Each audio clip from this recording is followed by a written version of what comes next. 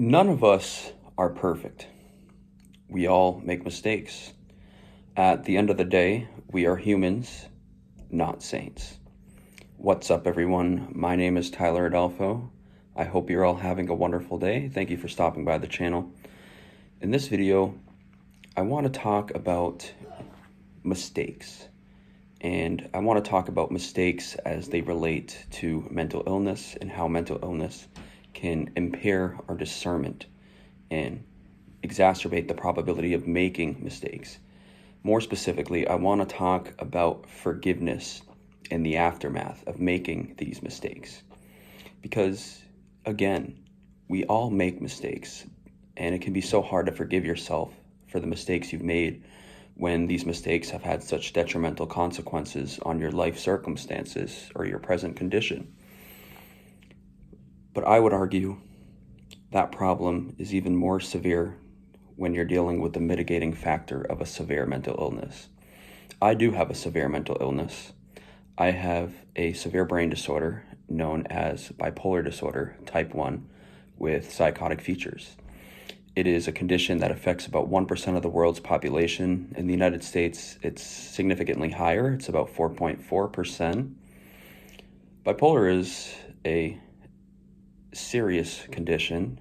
There's no way to downplay the severity of it, and there's no reason to downplay the severity of it because the consequences can be extraordinary, whether it's a manic episode or depressive episode that is being discussed. Now, I had a major manic episode during my junior year of college. This manic episode lasted 6 months. That's a long time. And my episode manifested in the sense that it got gradually worse over time. So it wasn't as noticeable or detectable in the beginning. It especially wasn't considering the fact that bipolar was new to me and I didn't have the insight to keep an eye out for the signs. Lack of sleep, flight of ideas, disorganized thinking, fast speech. And so it completely caught me off guard. And over the course of my semester, I made a plethora of mistakes. I made an abundance of mistakes while dealing with this mitigating factor of severe mania and eventually psychosis, where I had a complete psychotic break with reality. And as a result of the mistakes I made, I ended up getting hospitalized at one point. I ended up losing a lot of friendships. I ended up getting expelled by my university. I got expelled by my frat. And so once I came out of mania, I was in a completely different place than I was at the start of my junior year. It was a totally different. My world before that 6-month-long manic episode, it's like looking at a completely different person. When you zoom out and then zoom in on what my life looked like after my manic episode, it was totally different. So as you can imagine, this was very heart-wrenching for me. This was a severely wrenching ordeal. This is something that completely destroyed my life as I knew it. And I'm in a better place now, and I want to talk about how I've been able to recover and how I've gotten to a better place. Again, none of us are perfect, so I'm still not in a perfect place, and I don't expect to be. Because of the condition I have, I expect that there will always be some type of obstacle. But the mindset I have in overcoming this obstacle is critical. It increases my chances of overcoming the obstacles. And you can increase your chances too. So when it comes to forgiveness, let's remember that it is not our fault that we have this condition. It's not our fault that we experience severe mania or psychosis or depressive episodes associated with bipolar disorder. We have an extraordinarily rare condition. It affects such a low percentage of the world population, and it can be difficult for other people to relate, and we shouldn't let that drag us down. We shouldn't compare ourselves to others. A standard of comparison can be useful in some instances when you want to pinpoint how your life isn't as bad as others, and it helps you have that perspective, and it can put you in a better mental condition. That's an instance where standards of comparison can be useful. But we have an extreme condition, and it's not our fault that we have it. We didn't have a choice in this. William Jennings Bryan said that destiny is a matter of choice. However, we didn't have a choice in contracting this mental illness. And that's not to undermine the truthfulness of that quote by William Jennings Bryan. I actually concur with that quote in many areas. But when it comes to mental illness, it truly is not our fault. And it's important that we make that clarification. When we look back on the past, whether it be a depressive episode or manic episode, we got to look on the past to learn from it and become better. Otherwise, what are we doing? And that is a direct quote from one of my friends that was shared with me recently while he was drunk. And, wisdom can spill out even from a drunk person. It happens on occasion. And this particular occasion, he said those words. He said, we look back on the past, learn from it, and become better. Otherwise, what are we doing? And the friend of mine who said that, his name is Logan, my best friend from college. Recently reconnected with him. Grateful for that. But I digress. Why should we look at the past and beat ourselves up over it?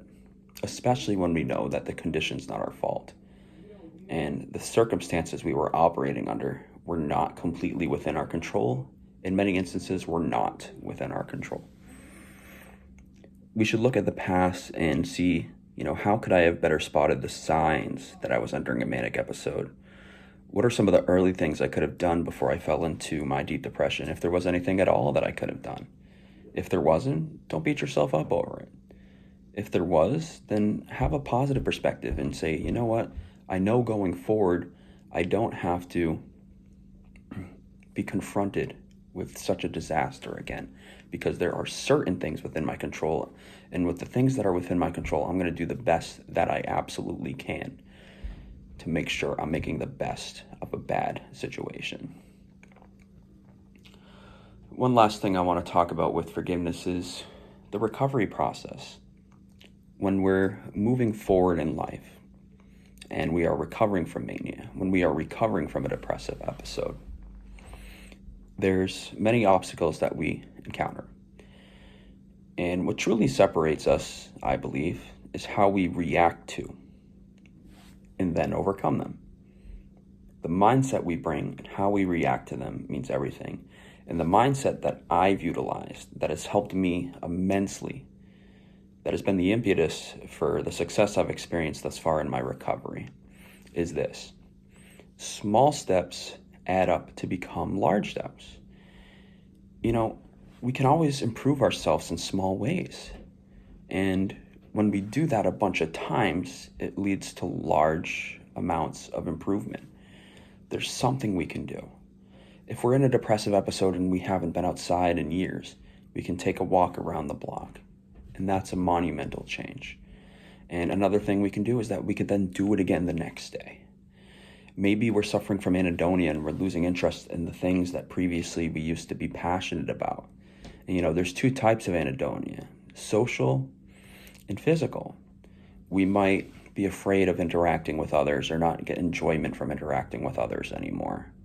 There's physical anhedonia where, we might not derive pleasure from the things that we used to enjoy, whether it be a sport or eating food, other physical things of that nature.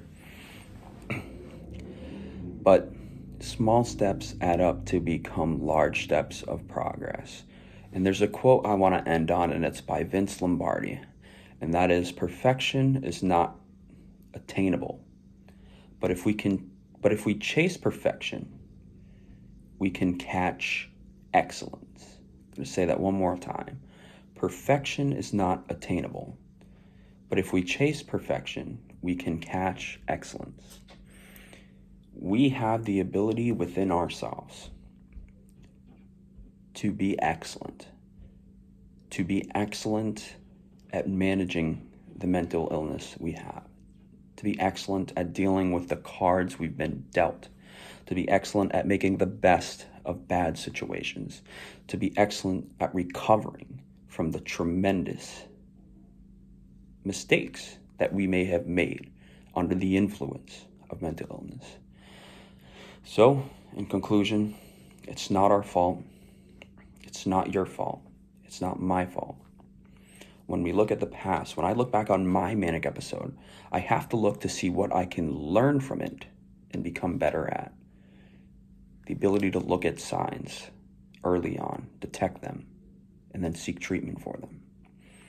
And then to remember that on the road to recovery, small steps add up to become big steps. Small gains add up to become large gains.